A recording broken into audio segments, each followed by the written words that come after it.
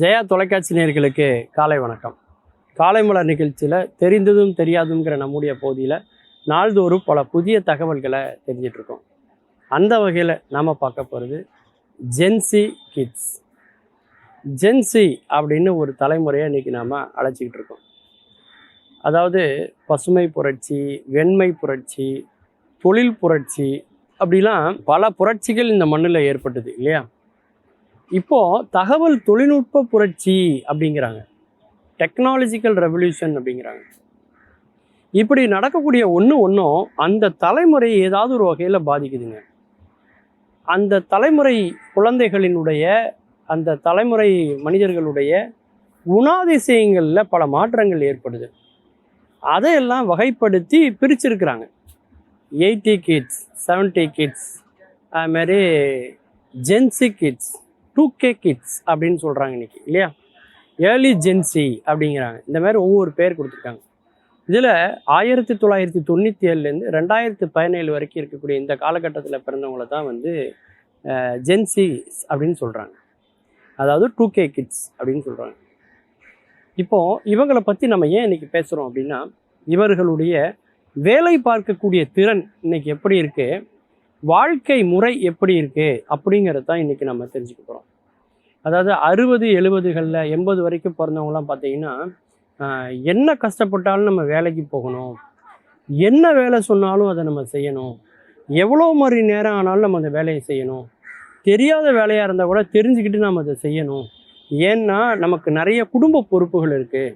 அக்காவுக்கு கல்யாணம் பண்ணணும், அப்பாவுக்கு உடம்பு சரியில்லை, நெஞ்சு வலி அப்படின்னு எத்தனையோ குடும்ப சுமைகளை, பொறுப்புகளை சுமந்து கொண்டு தான் அந்த தலைமுறையில் உள்ளவங்க இருந்தாங்க. விளையாடுறதா இருந்தால் கூட மைதானத்தில் தான் விளையாடுவாங்க இல்லையா? அவங்களுடைய வாழ்க்கை முறையே வேறு விதமாக இருந்தது. ஆனால் இந்த ஜென்சிஸ் தலைமுறை அப்படி இல்லைங்க. இவங்க பிறக்கும் போதே தொழில்நுட்பத்தோடு தான் பிறக்கிறாங்க. இவர்கள் வளர்கிற போதே தொழில்நுட்பத்தோடு தான் வளர்கிறாங்க. இவங்க காலகட்டத்தில் தான் பார்த்தீங்கன்னாக்கா இந்த சோசியல் மீடியாக்கள் அப்படின்னு ஒன்று வருது. அதில் ரொம்ப ஆக்டிவாக இருக்கிறது இந்த ஜென்சிஸ் தலைமுறை மட்டும்தான். அவங்களுடைய செயல்பாடுகள் எல்லாமே இணையத்தில் தான் இருக்கும். விளையாடுறதா இருந்தால் கூட அவங்க தரையில் விளையாட மாட்டாங்க, திரையில் தான் விளையாடுவாங்க. அதிலும் பார்த்தீங்கன்னா இன்றைக்கி நிறைய ஆன்லைன் கேம்ஸு, ஆன்லைன் ரம்மி, அது மாதிரி அவங்க பணம் சம்பாதிக்கிறதா இருந்தால் கூட ஷேர் மார்க்கெட், இந்த மாதிரி இஷ்டப்பட்டு நம்ம பணம் சம்பாதிக்கணும், கஷ்டப்பட்டு சம்பாதிக்கக்கூடாது அப்படின்னு ஒரு மைண்ட் செட்டோடு இருக்கக்கூடியவங்க தான் இன்றைக்கி இருக்கக்கூடிய ஜென்சிஸ் தலைமுறை. வாழ்க்கை முறை அப்படின்னு பார்த்தீங்கன்னா, அதாவது ஒரு உண்மையான அன்புக்காக இயங்குறாங்க. ஒரு நிரந்தரமான ஒரு அன்புக்குள்ளே அவங்க ரொம்ப தயங்குறாங்க. திருமணமே வேண்டாம் அப்படின்னு சொல்கிறாங்க. இந்த மாதிரியான கம்ப்ளைண்ட்டு எல்லா தலைமுறையிலும் இருந்தாலும் கூட இன்றைக்கி அது ரொம்ப அதிகரிச்சிருக்கு அப்படின்னு பல உளவியலாளர்கள் சொல்கிறாங்க. அதனால தான் டெம்பரவரி ரிலேஷன்ஷிப் அதுக்குள்ளே அவங்க போகணும்னு ஆசைப்படுறாங்க. ஒரு நிரந்தரமான ஒரு துணைக்கு அவங்க தயாராக இல்லை. இந்த லிவிங் டுகெதர் லைஃபு, அதே மாதிரி பார்த்தீங்கன்னாக்கா டிங்க்னு சொல்லக்கூடிய டபுள் இன்கம் நோ சைல்டு அப்படின்னு சொல்லக்கூடிய அந்த முறை, இப்படி வாழ்க்கையில் பல்வேறு விதமான பொறுப்புகளிலிருந்து தங்களை விடுவிச்சுக்கணும் அப்படின்னு நினைக்கிறாங்க. எந்த சுமையும் சுமக்கிறதுக்கு அவங்க இன்றைக்கி தயாராக இல்லை. அதனால் அந்த மாதிரியான நிரந்தர ஒரு வாழ்க்கை முறைக்கும் அவங்க போகவும் விரும்பலை அப்படிங்கிறத இன்றைக்கி ஒரு பெரிய குற்றச்சாட்டாக முன் வச்சுட்ருக்காங்க. அதிலும் குறிப்பாக பார்த்தீங்கன்னாக்கா வேலை வாய்ப்பு அப்படின்னு எடுத்துக்கிட்டிங்கன்னா, எந்த ஒரு நிறுவனமாக இருக்கட்டும், கல்வி நிறுவனமாக இருக்கட்டும், தொழிற்சாலையாக இருக்கட்டும், அதில் சீனியராக ஒருத்தர் இருப்பார். இந்த ஜென்சிஸை வேலைக்கு எடுக்கிறதுக்கே அவங்க விரும்புறதில்ல.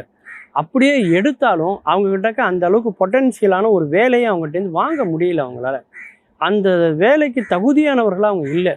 அவங்க படிக்கும்போது தெரிந்து கொள்ள வேண்டிய விஷயத்தையெல்லாம் வேலைக்கு வந்ததுக்கப்புறம் தான் தெரிந்து கொள்ளக்கூடியவங்களாக இருக்காங்க. அவங்க இம்மீடியட்டாக அவங்க வேலையை விடுறதுக்கு தயாராக இருக்காங்க. ஆனால் அதுக்கு முந்தைய தலைமுறையில் அப்படி கிடையாது. ஒரு வேலைக்கு போனாங்கன்னா ரிட்டையர்ட் ஆகிற வரைக்கும் அந்த வேலையை தான் பார்ப்பாங்க. அதை விட்டு வெளில வரவே மாட்டாங்க. அதில் ப்ரமோஷன் ஆவாங்க, இல்லைனாக்கா ட்ரான்ஸ்ஃபர் ஆவாங்க, அதே துறையில் தான் இருப்பாங்க.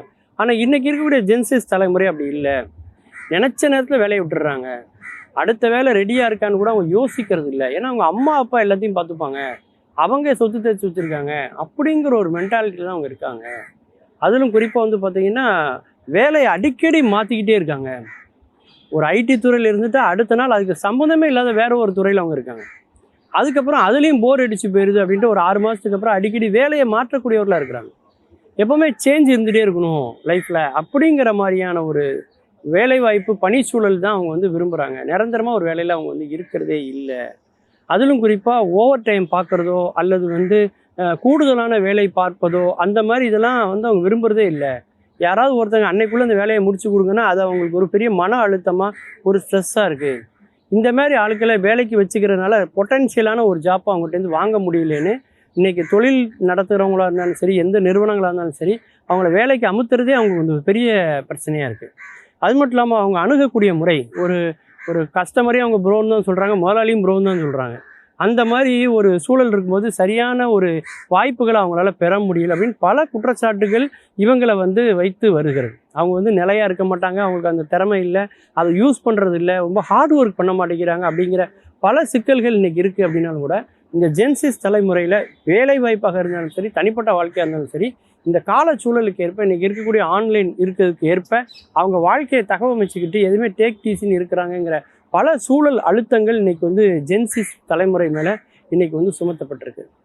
மீண்டும் பல புதிய தகவல்களோடு, அதில் அறியப்படாத பக்கங்களோடு உங்களை சந்திக்கிறேன். நன்றி, வணக்கம்.